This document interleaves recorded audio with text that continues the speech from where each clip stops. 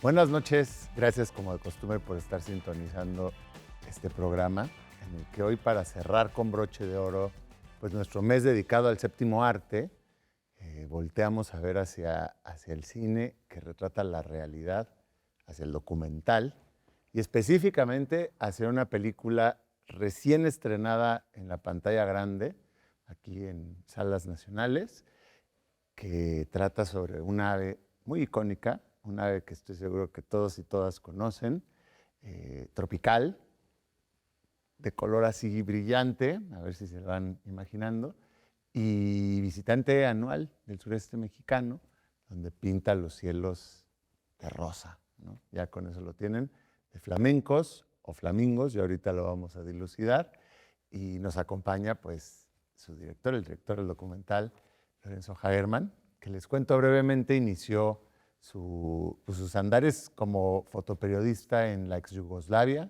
en 1991 y unos años después, ya como cinematógrafo, se estrenó con la película Segundo Siglo. También ha colaborado pues, después en múltiples producciones a lo largo de 30 años de trayectoria, entre ellas películas nominadas al Oscar como Which Way Home y también otras premiadas en festivales como Cannes, por ejemplo, Heli y Plaza Catedral, y por supuesto, pues dirigido sus propios proyectos de documental, como este del que nos vienes a platicar hoy, ¿verdad, Lorenzo? Muchas gracias por invitarme al programa. No, buenísimo. Ojalá que ayudemos, vamos a irles contando un poco de la película para que se les antoje y la vayan a ver en las pantallas grandes, como debe ser. Pero entonces, bueno, caigamos, ¿flamencos o flamingos? Flamenco es en español y flamingo en inglés, y como algunas palabras como suéter, por ejemplo, que se han quedado el anglicismo, Sí. y ha ayudado también a que no haya, en el caso de flamingo y flamenco, pues está la confusión con los bailadores, con el baile Resta, sí. del sur de España, y la gente está más familiarizada con el anglicismo, que es flamingo, pero de las dos formas, flamingo y flamenco. Váyanla a ver Y entérense ustedes y mismos. estérense ustedes mismos. Oye, y bueno, y el título pues completo es Flamingos, ¿no? Vida después, La vida después del la meteorito. vida después del meteorito, que es bastante sugerente. Eh, ¿Por qué es? ¿A qué estamos aludiendo ahí? Bueno, o sea, hay que ir a ver la peli. Estamos aludiendo a que los pájaros, todos los ovíparos, son los descendientes de los dinosaurios. Claro. Y hasta ahora, la teoría más aceptada es que los dinosaurios se extinguieron por la caída de un meteorito. Y ya no les cuento más para no Para que no, ahí spoileárselos. está la sorpresa, ¿no? Oye, y tú llevabas varios años ya pensando en este proyecto y trabajando en este proyecto, ¿cierto? Con una obsesión de los flamingos. Sí, de repente los proyectos se alargan porque es lo que piden. No es por gusto ni por Capricho. ni por capricho, ¿no? O sea, las cosas se van dando de una forma, y de un momento hace más de 10 años, donde fui invitado por la Universidad de Cornell para ir a filmar, nada más a registrar una parte del proceso de los flamencos, me enganchó.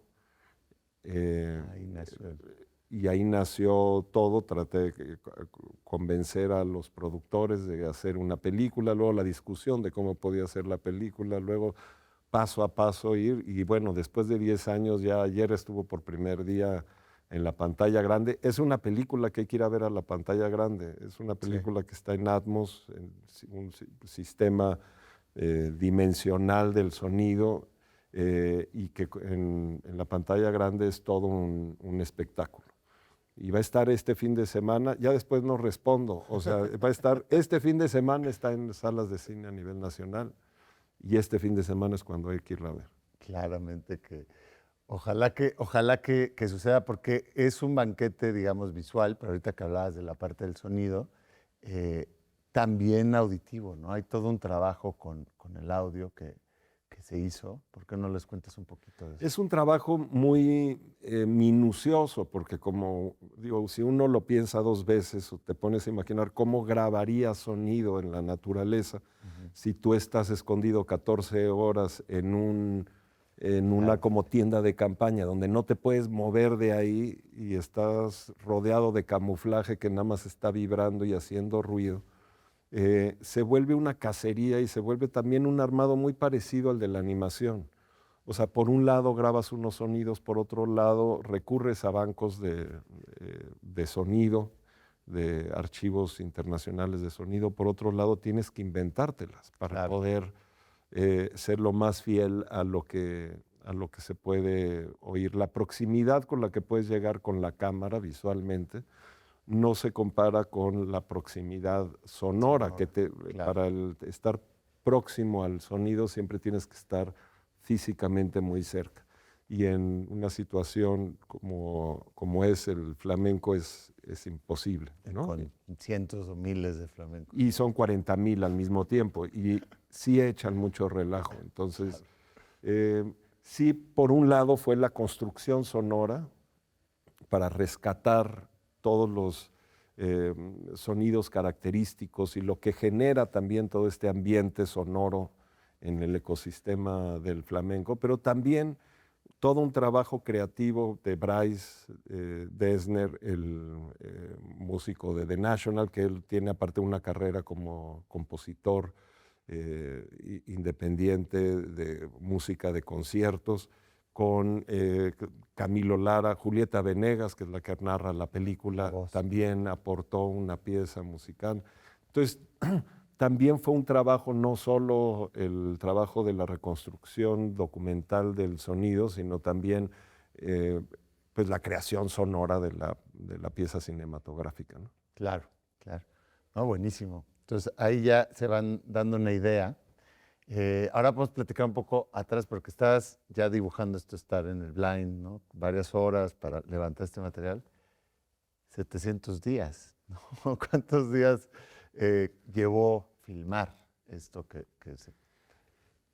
Yo perdí la cuenta y como en los documentales, como todos los documentales, no es que sean días continuos. Claro. En los documentales, lo que más haces en un documental es esperar.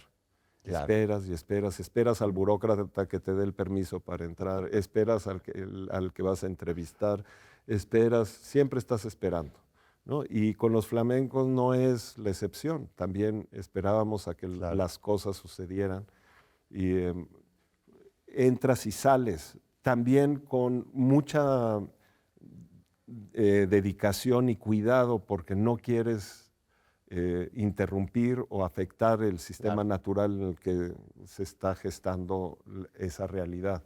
Y hay momentos muy sensibles y hay otros menos sensibles, pero por eso es bueno estar entrando y saliendo y respetando también un poco el ecosistema para no afectarlo.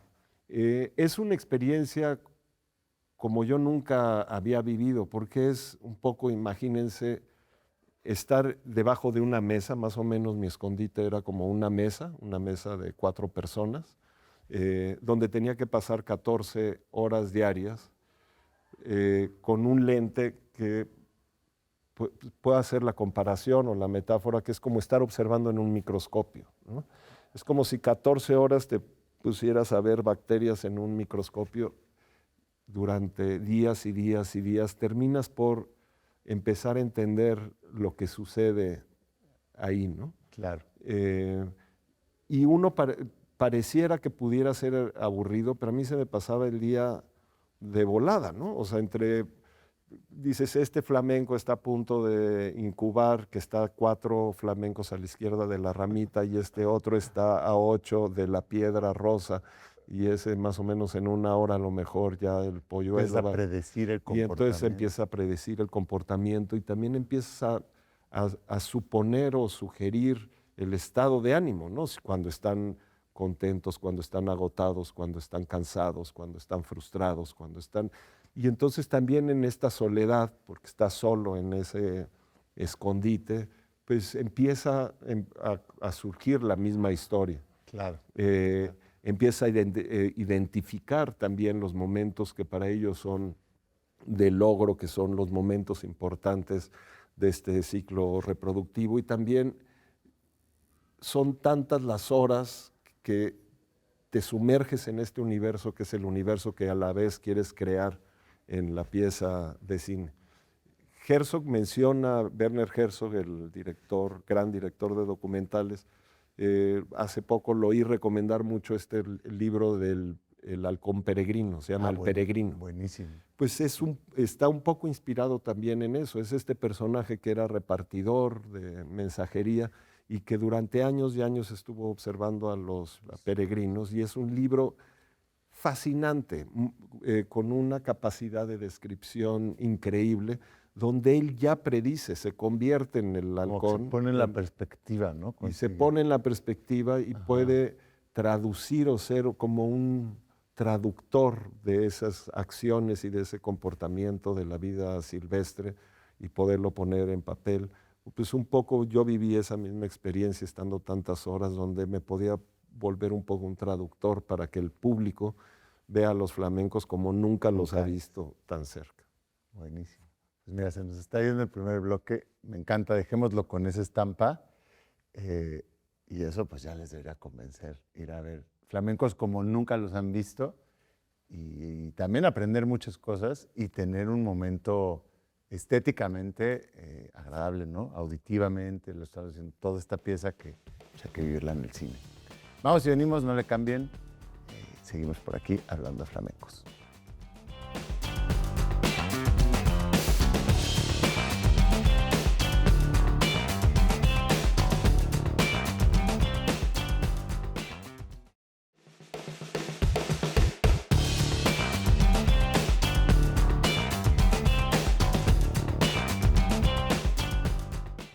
Qué bueno que no le cambiaron o se acaban de sintonizar, pues estamos hablando aquí de flamencos, estamos hablando de cine, de documental, de retratar pues una realidad que es esta de estas aves pues muy icónicas, vamos a decir, de los trópicos, y que año con año visitan México, y pues Lorenzo Hagerman se dio la tarea durante mucho tiempo de estar con ellos, ¿no? Y compenetrar, ponerse en su perspectiva, ¿no? Como una casi que meditación y entrega y estar, hasta que te fundes un poco y, como estábamos diciendo, predecir un poco lo que van a hacer, ¿no? Entender también su estado de ánimo y a lo mejor incluso, no sé, verás tú, si tienen cierta personalidad diferente, ¿no?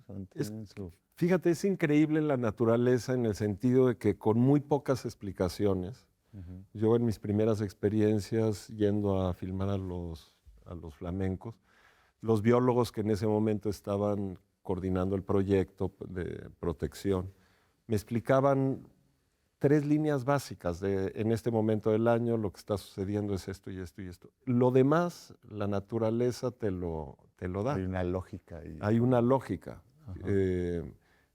Y eso era lo que era fascinante, porque sí sabía, sí tenía ese poco de información, y es lo que pasa en la película. Yo le doy al público, les sugiero ese poco de información para darles contexto, y el resto lo cuenta la misma naturaleza. Es cierto, ¿no? Es cierto. Y ya no se necesita mucho más.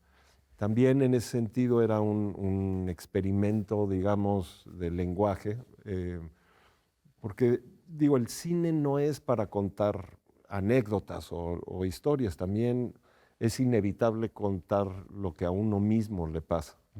Y estas horas dentro de estos escondites, observando la naturaleza, más la vida misma que se va presentando en todas sus facetas durante tanto tiempo,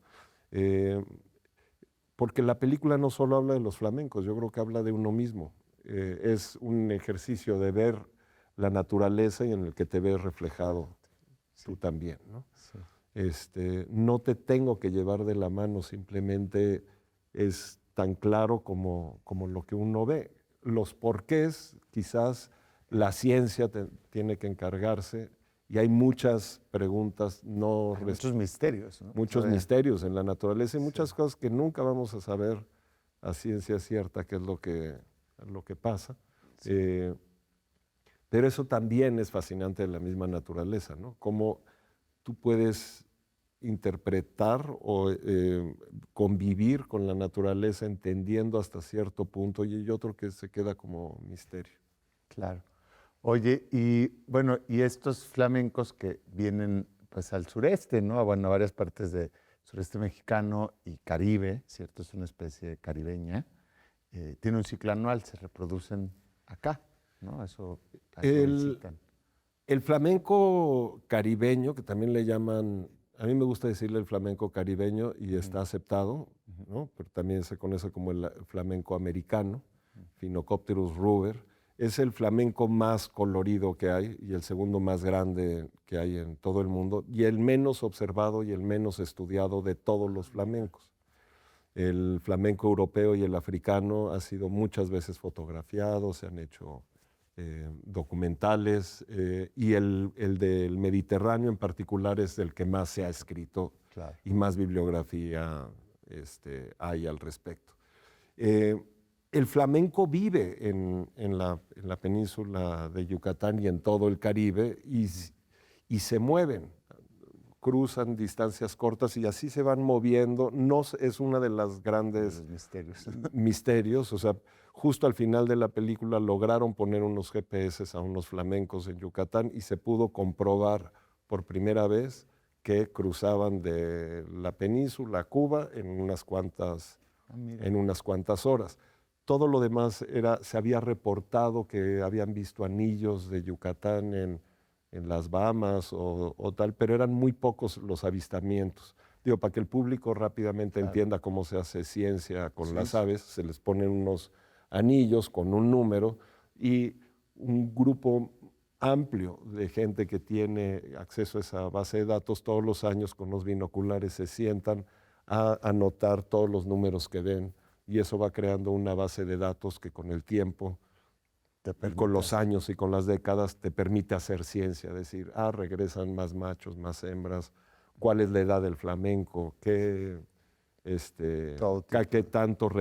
tanto han regresado aquí o se quedan en otros lugares, etcétera, etcétera, etcétera. Entonces, es un ave que se mueve en esa región que yo llamo Flamingolandia, pero que es el Caribe, todo el Caribe, y en varios lugares del Caribe tienen colonias, en 5 o 6 lugares. Venezuela, Colombia, Cuba, Bahamas, Yucatán, hay colonias de flamencos. Y la población ha ido creciendo en Yucatán desde que empezaron los programas de conservación y esto se ha ido registrando. Pero es una especie bandera, le llaman, o sea, defendiendo al flamenco, se defiende un ecosistema y entonces a más especies, por un lado, y por otro lado es una especie muy frágil, o sea, tiene un alto nivel de mortalidad, sobre todo en sus años jóvenes, por lo cual no necesita estar en peligro de extinción para respetar o para proteger. Claro, no hay que esperarse hasta ese grado, ¿no?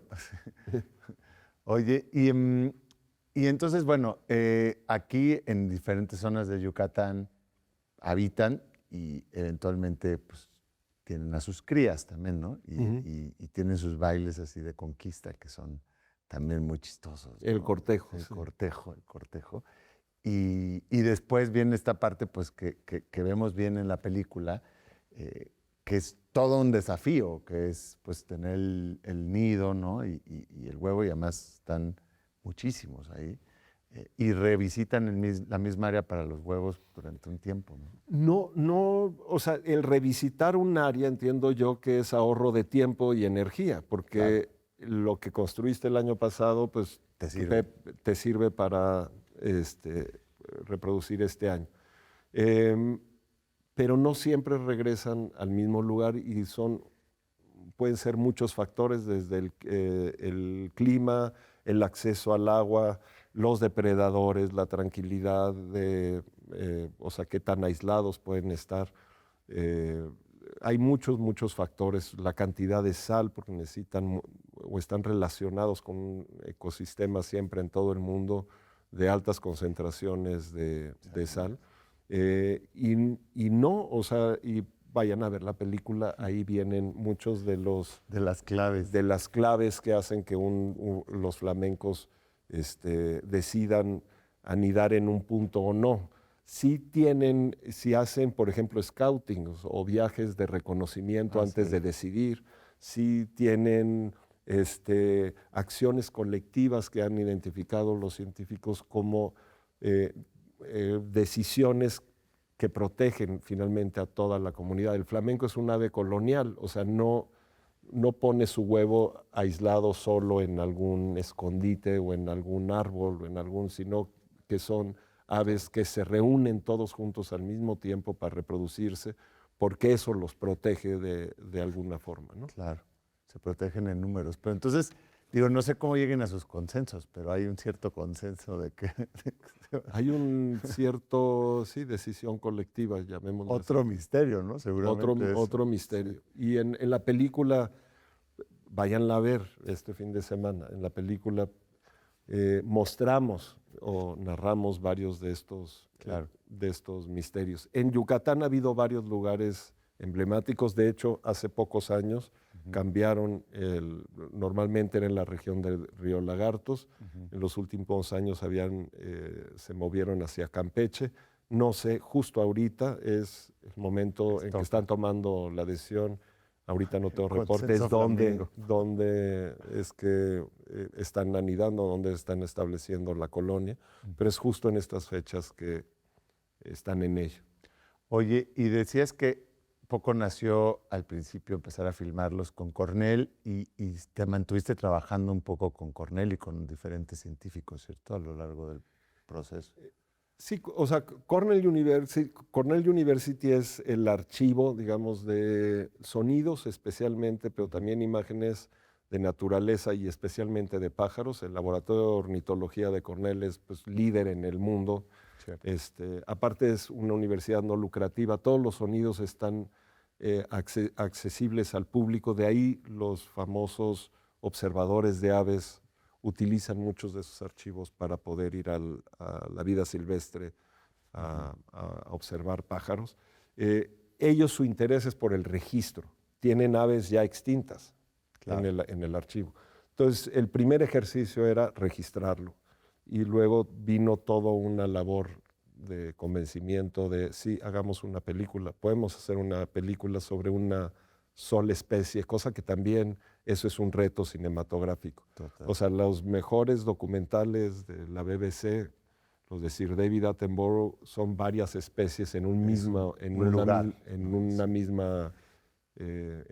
misma película. O sea, habla de diferentes especies, dando ejemplos de diferentes, ¿no? de estrategias de sobrevivencia o de casos muy particulares. Claro. Pero hacer una película sola de una especie sí es todo es un reto. Es un reto.